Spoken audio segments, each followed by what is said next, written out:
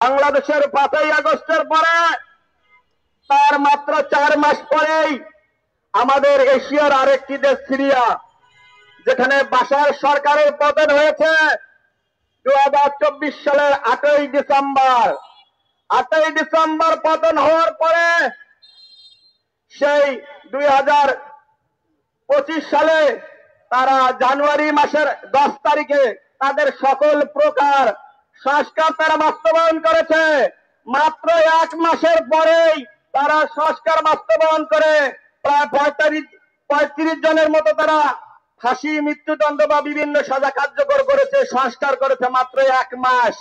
পিঠের মধ্যে মেরুদণ্ড থাকলে ওই 1 মাসেই যথেষ্ট, 1 বছর দরকার হয় না। তো আমি বলতে চাই, আপনারা বর্তমান হলেন মেরুদণ্ডহীন সরকার। আপনারা প্রত্যেকটা সেক্টরে ব্যর্থ হয়েছেন, আপনারা প্রত্যেকটা সেক্টরে ব্যর্থ ব্যর্থ ব্যর্থ। মাত্র আমি মনে করি এই 90 থেকে 99% ব্যর্থ। তবে আপনাদের কিছু সফলতা আছে, আপনাদের সরকারের অনেক সফলতা, যেটা হলো আমি সংক্ষেপে বলতে চাই যে আপনারা গুটি কয়েক সেই উপদেষ্টাকে আপনারা আজকে শত শত কোটি টাকার মালিক বানিয়েছেন।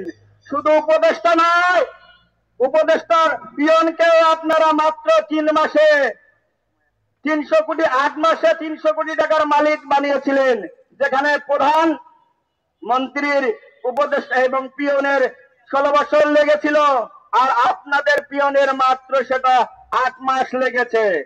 তাই আমরা বলতে চাই, আপনারা যে সংস্কার করেছেন এই সংস্কার জাতি মেনে নেয়নি, এবং অনতিবিলম্বে সকল প্রকার জনবান্ধব সংস্কার বাস্তবায়ন করতে হবে, না হলে জাতীয় জনজোট এই গণজোট বিস্ফোরণে পরিণত করবে ইনশাল্লাহ। ধন্যবাদ সবাইকে।